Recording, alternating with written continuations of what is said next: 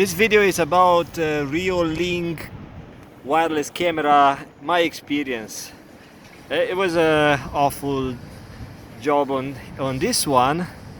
Normally it's very easy to install a camera. You just connect the power,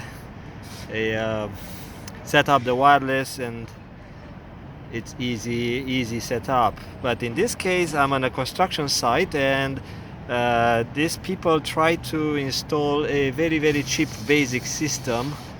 So they came up with a camera made by a company in Seattle, YZ or something like that. And because that camera is on 2.4 gigahertz band only, it could not connect to the router. The router is about maybe 100 meters away, like 300 feet away, and it would not connect. I mean, it was on and off, and that camera also does not have an external antenna. So what happened? I scanned the network on my cell phone, and I realized that there are at least 30 networks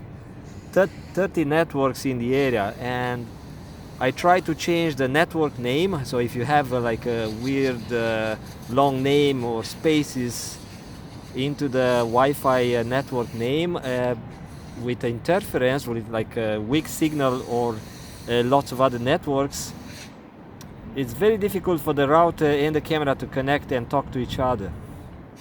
So it kept disconnecting, so I said I cannot use 2.4. So I had to use a 5 gigahertz. So I ordered this one, came from Amazon in one day. Very fast shipping through Amazon. I was impressed, and now I set it up in the office. Worked fine. Even the 2.4 gigahertz camera, the YZ. Then I got another one, Zoom or something like that, the one with the battery, and they work fine in the office, no problem. But here I got those cameras. It would not connect, and I thought maybe my cell phone, brought another cell phone, then brought an iPad, same thing, would not connect to the router. Change the router.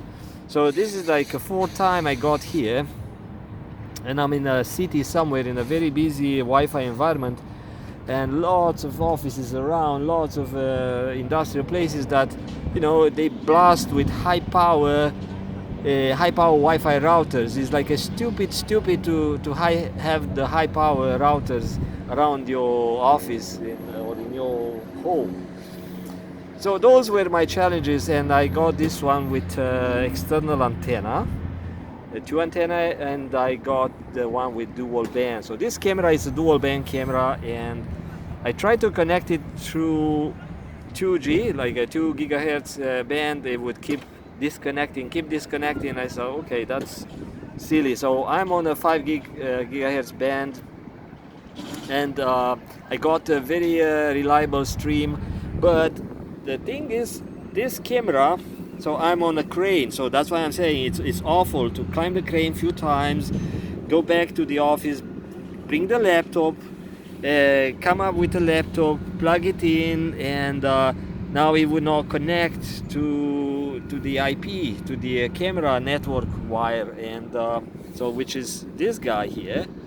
So I had to use the Reolink client. So if you do this type of troubleshooting, it helps to use that client, because it will detect the IP camera regardless if you are in the same subnet with your with a wired card, like a network card part of your laptop. So if you use a different subnet or different IP class, then this client will detect the camera. So I got this camera connected, fluid image, very nice. But then when I connecting back to the 5G network, wrong password. Then I had to use the reset button here. I'm resetting the camera. This is the second time I'm resetting the settings. It only kept the Wi-Fi network settings for some reason.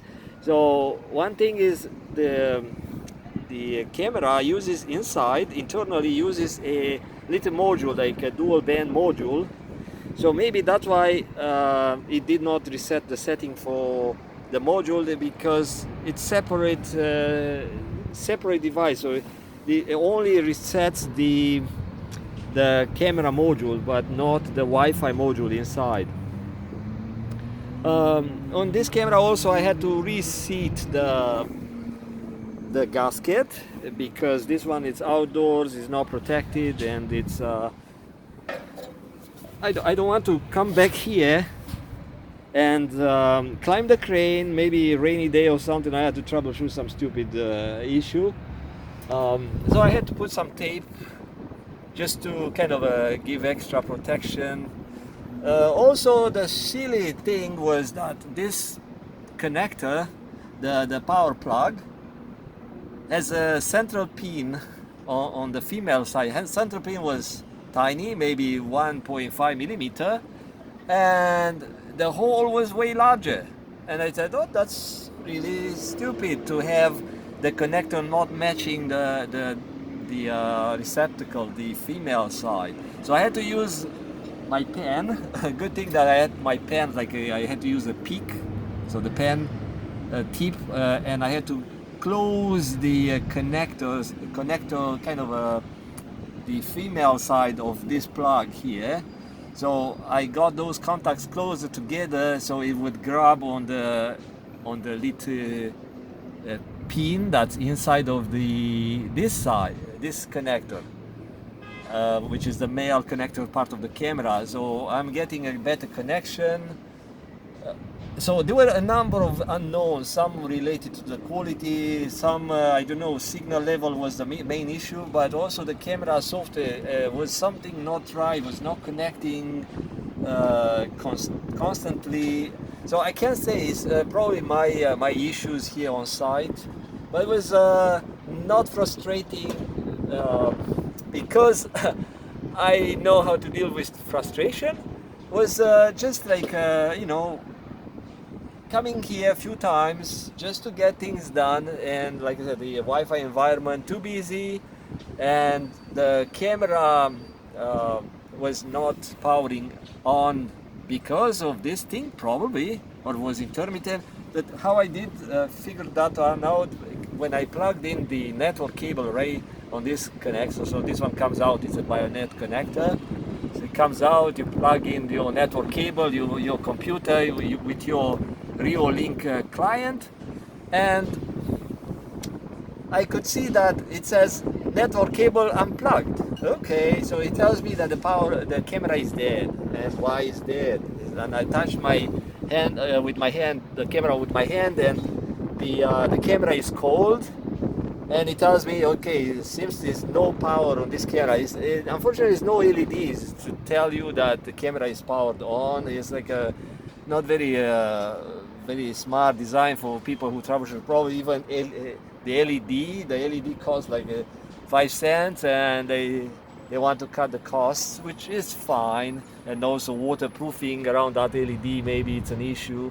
But yeah, I'm just sharing this one for those who are trying to get into this type of camera. And my suggestion is, if you want a reliable camera, don't buy just those with a 2 gigahertz band only, and don't buy those cheap crap pieces of shit that are connecting to the router using the barcode, the scan barcode. Those are the cheapest crap piece of shit that you can find, unreliable. Someone in the office have like 6 of those YZ, and they are okay kind of, but you know, you cannot set your own IP. I cannot connect to the DVR. You have to go through their app. No, it's like no, I don't like it. So anyway, stick with a standard system. Talk to you later. Bye bye.